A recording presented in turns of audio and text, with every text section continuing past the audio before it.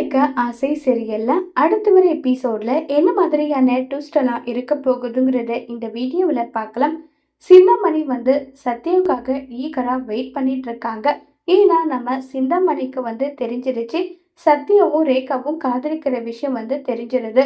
அதனால சத்யா கிட்ட பேசி பார்க்கலாம்னு சொல்லிட்டு வெயிட் பண்ணிட்டு இருக்காங்க. சத்யாவும் அந்த இடத்துக்கு வராங்க. உடனே கையை போட்டு நிறுத்துறாங்க. என்ன பிரச்சனை உனக்கு? எதுக்காக இப்படி கையை போட்டு நிறுத்துற?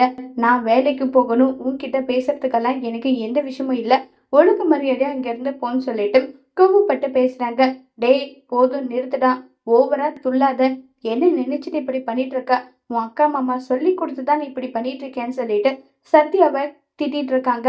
சத்யாவுக்கு எதுவுமே புரியறதில்ல. ஏன்னா ரேகா நம்ம சிந்தாமணியோட பொண்ணுன்ற விஷயம் நம்ம சத்யாவுக்கும் தெரியாது இல்ல. அதனால எதுவுமே புரியாம சத்யா குழம்பிட்டு இருக்க. இங்க பாருங்க, நீங்க என்ன பேசுறீங்க, என்ன ஏதுன்னு இப்ப வரைக்கும் எனக்கு ஒண்ணுமே தெரியாது. என்னன்னு சொல்லிட்டு அதுக்கப்புறம் எதா இருந்தாலும் பேசுங்கன்னு சொல்லிட்டு இருக்காங்க. என் பொண்ணு கூட சுத்திட்டு இருக்க, உனக்கு என் பொண்ணு கூட என்னடா வேலைன்னு சொல்லிட்டு கேட்க, உடனே நம்ம சத்யாவுக்கு ஒண்ணுமே புரியாம, உன் பொண்ணு கூட நான் சுத்திட்டு இருக்கேனா, என்ன முட்டாள்தனமா பேசிட்டு இருக்கீங்கன்னு சொல்லிட்டு கோவப்படுறாங்க. ரேகா தாண்டா என்னுடைய பொண்ணு, அவகிட்ட உனக்கு என்னடா பேச்சுன்னு சொல்லிட்டு ரொம்பவே கோவப்பட, இதை கேட்ட சத்யாவுக்கா பயங்கரமா ஷாக் ஆகுது. இங்க பார், யார் சொல்லி இதை பண்றன்றதெல்லாம் எனக்கு தெரியாது. இனி என் பொண்ணு கூட மட்டும் உன்னை பார்த்தா உன்னை என்ன பண்ணுவேன்றது எனக்கே தெரியாது. அவளுக்கு பணக்கார சம்மதமா பார்த்து கல்யாணம் பண்ணி வைக்கணும்னு சொல்லிட்டு நான் கனவு காண்டுட்டு இருக்கேன். இனி இப்படி ஒரு பிரச்சனை மட்டும் நடந்துச்சுன்னா உன்னை என்ன பண்ணுவேன்னு எனக்கே தெரியாது. ஒழுங்கு மரியாதையை எப்படி இருக்கணுமோ அப்படி இருன்னு சொல்லிட்டு மிரட்டிட்டு அங்கிருந்து போறாங்க. இப்ப நம்ம சத்யாவுக்கா ஒண்ணுமே புரியாம சத்யா ரொம்பவே குழப்பத்துல இருக்காங்க. அப்ப நம்ம ரேகா கிட்டேயே போயிட்டு விஷயத்த கேட்டுடலான்னு சொல்லிட்டு, ரேகா உன்கிட்ட ஒரு முக்கியமான விஷயம் பேசணும், அதுக்காக தான் நான் வந்திருக்கேன்னு சொல்லிட்டு சொல்றாங்க. என்ன விஷயம் சத்யா, சொல்லுன்னு சொல்லிட்டு கேக்குறாங்க. என்ன ரேகா, உன்னுடைய அம்மா யாரு, உன் பேக்ரவுண்ட் என்ன, எனக்கு சொல்லுன்னு சொல்லிட்டு கேக்குறாங்க. ஐயோ, ஒருவேளை என் அம்மா சிந்தாமணின்ற விஷயம் சத்யாவுக்கு தெரிஞ்சிருச்சா, அதனாலதான் சத்யா கேள்வி கேட்டுட்டு இருக்காரா? சத்யாவுக்கு உண்மை தெரிஞ்சிருச்சான்னு சொல்லிட்டு ஃபீல் ஆயிட்டு இருக்காங்க. ரேகா சத்யா நீ என்ன கேக்குற, திடீர்னு ஏன் என் பேக்ரவுண்ட் பத்தி கேக்குற, என் அப்பாவை பத்தி உனக்கு நல்லா தெரியும், தெரிஞ்சும் ஏன் கேக்குறேன்னு சொல்லிட்டு கேட்டுட்டு இருக்காங்க. இதை கேட்டதுமே சத்யா கோவப்படுறாங்க. ரேகா, உன் அம்மா சிந்தாமணின்ற விஷயத்த ஏன் என்கிட்ட மறைச்ச, சொல்லு ரேகான்றாங்க. ஏன்னா நான் உன்னை உயிருக்கு உயிரை காதலிக்கிறேன் சத்யா. ஒருவேளை என் அம்மா சிந்தாமணிங்கிற விஷயம் மட்டும் உனக்கு தெரிஞ்சிருந்தா நீ கண்டிப்பா உன்னுடைய காதலை என்கிட்ட சொல்லியிருக்க மாட்ட. ஏற்கனவே உன்னுடைய குடும்பத்துக்கும் என் அம்மாவுக்கும் ஏகப்பட்ட பிரச்சனை போயிட்டு இருக்கு. இப்படிப்பட்ட நேரத்துல என் அம்மா சிந்தாமணினா என்னுடைய நெகட்டிவ் ஷேட் மட்டும்தான் நீ பார்த்திருப்பே தவிர என்னை பத்தி நீ தெரிஞ்சிருக்க மாட்ட.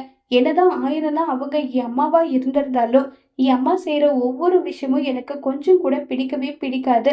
என் அம்மா எலெக்ஷன்ல நிக்கிறாங்கன்ற விஷயம் தெரிஞ்சு எதுக்கு தேவையில்லாம என் அம்மா கூட போட்டி போட்டோம், உன்னுடைய அக்காவோட உயிரை ஏன் ஸ்பாயில் பண்ணணும்னு சொல்லிட்டு தான் எலெக்ஷன்ல நிக்க வேண்டாம்னு சொன்ன நல்லா சொல்லிட்டு ரேகா ரொம்பவே ஃபீல் பண்ணி பேசுறாங்க. ரேகா, இத்தோட நமக்கு ரெண்டு பேரும் காதலிச்ச விஷயத்த மறந்துடு. உன் குடும்பத்துக்கும் என் குடும்பத்துக்கும் செட் ஆகாது. எனக்கு உன்னை விட என் குடும்பம் ரொம்ப முக்கியம். ஒருவேளை உன்னை நான் கல்யாணம் பண்ணா தேவையில்லாத பிரச்சனை ரெண்டு குடும்பத்துக்குள்ள ஏகப்பட்ட பிரச்சனை வரும். இனி உனக்கும் எனக்கும் எந்த விதமான சம்மதமும் இல்லை, நம்ம காதலை பிரேக்கப் பண்ணிடலாம்னு சொல்லிட்டு சத்யா சொல்றாங்க. இதை கேட்ட ரேகாவுக்கு பயங்கரமா ஃபீல் ஆகுது. இல்ல சத்யா, நீ இல்லைனா எனக்கு லைஃபே கிடையாது. நீ மட்டும்தான் என்னுடைய வாழ்க்கை, நீ மட்டும்தான் என்னுடைய உலகம், நான் வாழ்ந்துட்டு இருக்கேன். தயவு செஞ்சு நீ இல்லைனா எனக்கு லைஃபே கிடையாது, ப்ளீஸ் சத்யான்னு சொல்லி எவ்வளவு ரிக்வெஸ்ட் பண்றாங்க. நீ மட்டும் எனக்கு கிடைக்கலன்னா நான் உயிரோடு இருக்கிறதுல எந்த விதமான அர்த்தமும் கிடையாதுன்னு சொல்றாங்க. ரேகா நிறுத்த, இதுக்கு மேல உன்கிட்ட பேச எதுவும் கிடையாது. நானும் உன்னை உண்மையாதான் லவ் பண்ணேன். ஆனா நீ என்ன உண்மையா லவ் பண்றதா இருந்திருந்தா இப்படி ஒரு பொய் நீ என்கிட்ட சொல்லியிருக்க மாட்டேன். நீ அப்படி என்ன உண்மையா லவ் பண்றதா இருந்தா சிந்தாமணி தான் உன்னுடைய அம்மான்னு சொல்லியிருக்கலாம். ஆனா நீ சொல்லாம மறுத்துட்ட. இப்போ உன் அம்மா என்ன மிரட்டிட்டு போறாங்க.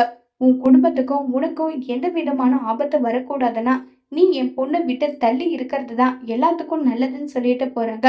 அப்படி இருக்கும்போது என் குடும்பம் எனக்கு ரொம்ப முக்கியம். உன் அம்மா யாரை பார்த்து உனக்கு கல்யாணம் பண்றாங்களோ அவங்க கூட கல்யாணம் பண்ணிக்கிட்டு உன்னுடைய லைஃபை நீ சந்தோஷமா வாழ்ந்துக்க, என்ன மறந்துடு ரேகான்னு சொல்லிட்டு கோவமா சத்யா அங்கிருந்து கிளம்பி போறாங்க. இதை நினைச்சு ரேகா ரொம்பவே வருத்தப்பட்டு ஃபீல் பண்ணி கதறி அழுறாங்க. சத்யா இல்லாத லைஃபை என்னால நினைச்சு கூட பார்க்க முடியாதுன்னு சொல்லி ரொம்பவே வருத்தத்துல இருக்காங்க ரேகா. இப்ப ரேகா என்ன முடிவு எடுக்க போறாங்கங்கிறத வரப்போற எபிசோட்ல வெயிட் பண்ணி பார்க்கலாம்.